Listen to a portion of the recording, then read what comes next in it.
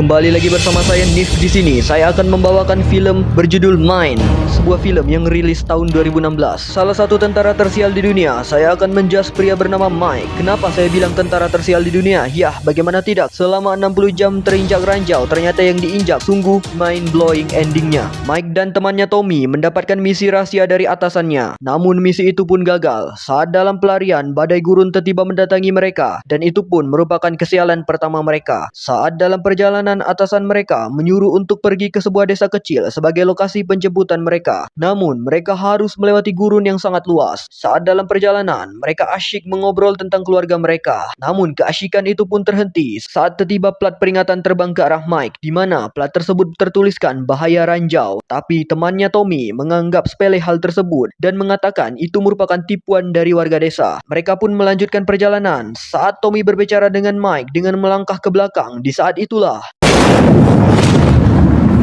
ya, plat di adegan awal bukanlah tipuan, melainkan daerah tersebut dipenuhi dengan ranjau. Saat Mike ingin menyelamatkan temannya, ia pun menginjak sebuah ranjau yang membuat ia tidak bisa melangkah selamatkan temannya yang kehilangan banyak darah. Di situasi itulah Mike menyuruh temannya untuk menyuntikkan pereda rasa sakit di kakinya, dan Mike menyuruh Tommy untuk menghubungi pangkalan untuk bala bantuan. Namun Tommy yang tidak sanggup menahan penderitaannya pun justru sampaikan pesan terakhir untuk putranya kepada pangkalan dan mengakhiri hidupnya, meninggalkan Mike sendirian di gurun pasir. Kesialan itu pun berpindah ke Mike, di mana ia tidak bisa bergerak atas ranjau yang ia injak dan berusaha mengambil radio komunikasi yang terdapat di ransel temannya Tommy. Setelah mendapatkan radio tersebut, dinyatakan baterai radio tersebut mati. Namun, secercah harapan pun muncul, di mana Mike memiliki panel surya yang dapat mengisi daya baterai radio tersebut. Saat Mike menelpon pangkalan untuk melakukan penjemputan, di mana pihak pangkalan menolak dikarenakan badai topan menerjang wilayah mereka dengan alasan bahwa helikopter tidak dapat menjangkau area Mike. Namun pangkalan mengatakan bahwa konvoi militer akan melewati tempat Mike dalam waktu 52 jam.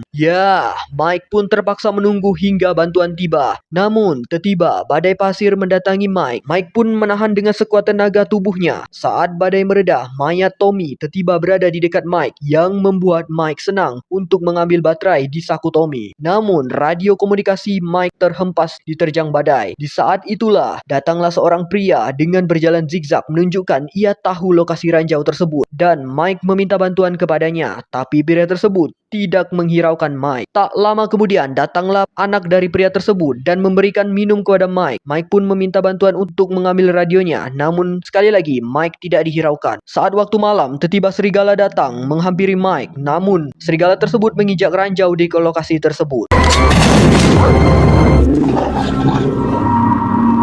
Esok harinya, pria tersebut datang kembali dan membantu Mike mengambil radionya. Namun pria tersebut mengatakan jika Mike harus melangkah untuk melanjutkan hidupnya. Dan pria tersebut juga mengatakan jika yang memberikan minum di adegan awal bukanlah anaknya. Waktu malam tiba kembali, di mana malam itu Mike berhalusinasi didatangi oleh Tommy dengan menyuruh Mike mengangkat telepon dari ayahnya Mike. Di mana di saat halusinasi itulah kita melihat kisah kelam Mike. Saat kecil, Mike dihajar oleh ayahnya yang seorang pemabuk, dan ia juga kehilangan ibunya karena penyakit. Mike pun dihampiri gerombolan serigala, namun berhasil dihabisi oleh Mike satu persatu. Keesokan harinya, pangkalan mengabari jika mereka menunda 17 jam penjemputan dikarenakan konvoi militer sedang terjadi baku tembak. Saat Mike ingin mengakhiri hidupnya dengan menjatuhkan dirinya dari ranjau, di saat itulah datanglah pria itu kembali dengan mengobati luka Mike, dan ia katakan jikalau ia tak tahu pasti di mana ranjau itu berada, dan memberi obat berenergi kepada Mike yang membuat Mike berhalusinasi tinggi, dan Mike pun berhalusinasi kembali. Beberapa waktu kemudian Mike melihat konvoi militer yang melewati wilayahnya, dan Mike kembali berhalusinasi melihat Tommy yang mengatakan untuk mengambil flare SOS yang terdapat beberapa meter dari Mike. Di saat Mike ingin menuruti perkataan tersebut, tiba-tiba ia ditembaki oleh musuhnya. Mike pun mengalahkan musuhnya dengan sniper yang ia miliki, dan Mike juga berhalusinasi didatangi oleh ayahnya dengan meminta maaf kepadanya atas perilakunya. Di saat konvoi militer semakin jauh, Mike memberanikan melangkah mengambil flare SOS saat Mike mengangkat satu kakinya, dan